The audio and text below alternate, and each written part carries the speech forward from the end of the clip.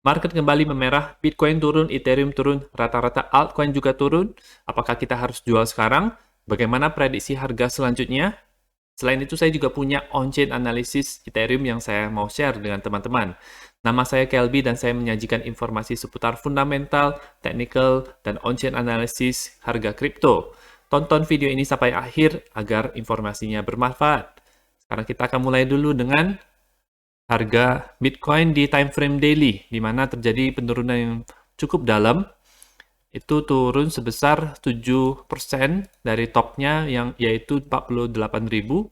Dia rejected di garis resistance ini yang merupakan garis resistance yang sudah menghadang harga Bitcoin selama beberapa kali 1, 2, 3, 4, 5 dan sekarang ini ke-6.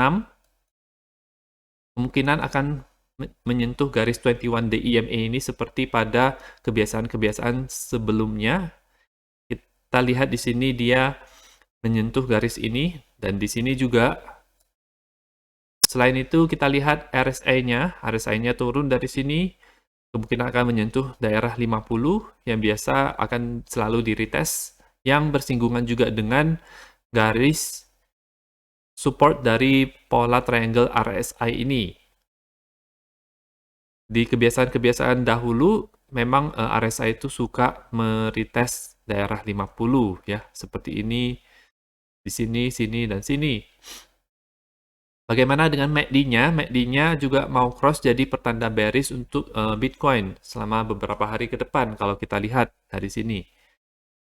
Kalau kita lihat dengan sudut pandang yang lain, Bitcoin dia rejected di daerah support and resistance yang kuat ini, di daerah 47.000, 48.000, di mana ini dulu juga merupakan daerah yang rame, jadi wajar-wajar saja kalau misalnya rejected ketika first trial atau percobaan pertama untuk naik itu gagal, ya. Dan ini dia juga tembus daripada neckline ascending triangle ini di daerah 45.000. Sekarang kemungkinan akan meretest di daerah neckline daripada candle yang close ya. Jadi kalau yang neckline yang ini dia itu tipenya yang weak daripada ascending triangle. Di sini itu dia candle close, yaitu di daerah 44.500.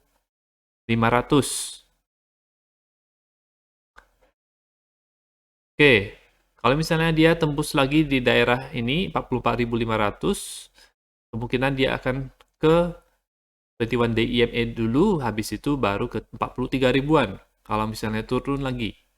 Tetapi kalau kita lihat di fraktal setelah terjadi kenaikan seperti ini memang ada retest untuk daerah-daerah yang menjadi support dan resistance yang kuat, sehingga dia bisa melanjutkan pergerakan harganya. Jadi menurut saya ketika dia sudah turun sampai pada suatu titik, dia akan naik, kemudian melanjutkan pola triangle menurut saya ya. Jadi dia di mana pola triangle ini itu cenderung sideways untuk Bitcoin. Harganya akan berada di rentang itu-itu saja. Misalnya antara rentang 44 ribuan sampai 48 ribuan. Jadi naik turun di situ-situ saja. Itu prediksi saya untuk beberapa hari ke depan, seminggu atau 2 minggu ke depan. Kita lihat untuk time frame 4 jam, di mana kemarin itu terbentuk suatu bull flag atau falling wedge, tapi ternyata breakdown ya, dan ini bukan fake out, breakdown, meskipun pada 4 jam pertama itu dia bisa ditahan di sini, tetapi ternyata turun cukup drastis, dan sekarang juga turun lagi, menembus garis support yang ini, dan garis support yang ini. Ya, jadi agak bearish kalau misalnya saya lihat dari pergerakan harganya. RSI-nya di daerah 30, kita harus tunggu dia untuk membuat semacam kenaikan daripada RSI sehingga dia bisa terjadi reversal untuk daerah ini. MACD-nya masih berada di bawah setelah kemarin terjadi cross di bull flag-nya.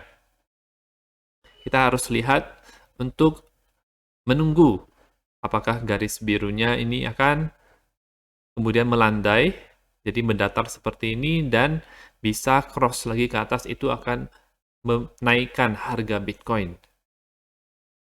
Dan ada salah satu penyebab daripada Bitcoin kenapa harus turun setelah terjadi kenaikan yang cukup lumayan selama beberapa hari terakhir ini, itu karena ada CME gap. Jadi Bitcoin di sini CME futures untuk ini pilihannya, dia tidak buka di hari Sabtu dan Minggu. Jadi sehingga muncul gap harga ketika Sabtu dan Minggu. Karena Bitcoin kan itu dia 24 jam, 7 hari seminggu. Jadi selalu ada terus, update terus. Ada CME gap di sini. Di daerah sini. Jadi di daerah sini, ketika dia naik ini, di tanggal 20 berapa gitu, tanggal 28, dia meninggalkan gap, dan dia harus menutupinya. Rata-rata sih akan menutupi CME gap tersebut, seperti ini. CME gap di sini ditutup dengan yang di sini. CME gap yang di sini ditutup oleh pergerakan harga di sini. CME gap di sini itu ditutup dengan pergerakan harga di sini. Begitu pula di sini ditutup oleh pergerakan harga di sini. Jadi ini sudah ditutup, jadi kemungkinan Sabtu Minggu akan sideways. Kemudian Senin saya berharap bahwa potensi untuk naiknya itu lebih besar daripada potensi untuk turun ya, untuk hari Senin. Jadi ada salah satu penyebab kenapa turun itu karena CME gap juga. Kita akan lihat Bitcoin dominance untuk mengetahui apakah lebih baik memegang Bitcoin atau altcoin sekarang. Altcoin ternyata menunjukkan dominasinya. Bitcoin dominance turun selama beberapa minggu terakhir, di mana ini lebih bagus untuk memegang altcoin daripada Bitcoin. Dan saya sudah mengalokasikan sebagian Bitcoin menjadi altcoin. Hari ini, meskipun harga Bitcoin turun, tetapi Bitcoin dominasinya itu menurun, sehingga ini menunjukkan adanya kekuatan dari altcoin. Altcoinnya itu lebih kuat. Ketika turun, misalnya Bitcoin turun 10%, altcoinnya turunnya itu tidak sebanyak Bitcoin, misalnya hanya turun 9% atau 8%. Jadi makanya Bitcoin dominasinya itu bisa turun. Ya, ini aneh ya, kenapa Bitcoin dominasinya itu turun, tapi altcoin Bitcoin, ketika harga Bitcoin-nya itu turun gitu. Biasanya kan harusnya Bitcoin turun, altcoin turunnya itu lebih dalam. Itu karena sekarang itu kita lagi berada di alt season, di mana altcoin dia kenaikannya akan lebih cepat ketika dia bullish, dan dia turunnya akan lebih sedikit ketika market lagi bearish. Dan next, support untuk Bitcoin dominance ada di daerah 41,8%. Kalau kita bisa lihat juga melalui Fibonacci-nya, ya berada di sekitar ini 41,9%. Bisa jadi dari situ nanti Bitcoin dominance akan menguat terlebih dahulu, seperti ini. Habis itu akan melanjutkan dominasi daripada altcoin, sehingga altcoin akan party di sini. Dan kelihatan di chart yang berikutnya. Ini adalah Ethereum USD. Kita lihat berapa besar dia turun, 7,18%. Kalau Bitcoin kita lihat itu lebih banyak, 7,58%. Ini menunjukkan adanya dominasi altcoin yang menguat. Namun bukan berarti Ethereum USD tidak bisa turun ya, tetap bisa turun juga. Tetapi dia turunnya tidak lebih besar dibandingkan dengan Bitcoin. Dia rejected di daerah ini, garis support and resistance ini 3.400-an. Kemungkinan next bisa ke daerah 21 day EMA ini, yang akan perlahan-lahan naik di area 3.100-an. RSI-nya udah overbought, jadi menurut saya harus turun. Dan MACD-nya juga akan cross ke bawah. Ini bisa pertanda bearish awal-awal untuk Ethereum USD. Kalau kita lihat untuk Ethereum Bitcoin malah menguat. Ya, anehnya itu seperti itu, malah menguat. Menguat di sini. Dia naik. Berarti lebih enak pegang Ethereum daripada Bitcoin sekarang. Atau altcoin lainnya kalau misalnya teman-teman bisa melihat mana yang altcoin per altcoin per BTC itu yaitu menguat ketika Bitcoin turun ya. Ini anehnya. Target selanjutnya adalah dia bisa menembus level 0,0726 dan di daerah ini 0,074. RSI-nya belum di area overbought, jadi aman. Kita masih bisa naik menurut saya. Jadi seperti ini. Naik, naik, naik. MACD-nya juga belum cross ke bawah. Jadi pertanda baik untuk per Ethereum per Bitcoin. Ini menunjukkan ya alt season itu ya sedang terjadi sekarang ya. Kalau kita lihat sekilas untuk koin-koin yang lain, BNB Bitcoin dia turun sedikit, ada perlemahan. Polkadot per Bitcoin dia ada kenaikan sedikit ketika Bitcoin hari ini turun. Kita lihat untuk Cardano per Bitcoin ada penurunan sedikit. Ya, ada jadi dia turunnya itu lebih cepat sedikit dibandingkan dengan Bitcoin. Namun kalau kita lihat ini dia sedang membentuk pola triangle. Jadi dia akan sideways dulu, dia akan mirip-mirip dengan harga Bitcoin pergerakannya. Habis itu akan menentukan apakah dia akan pump ke atas atau ke bawah. Itu kita akan lihat nanti. Dan untuk menu utama pada hari ini yaitu on-chain analysis Ethereum. Di mana kita lihat ini adalah exchange net position change, yaitu posisi neto Ethereum di exchange. Kalau memerah berarti banyak Ethereum yang dikeluarkan dari exchange. Hijau berarti banyak Ethereum yang dimasukkan ke dalam exchange.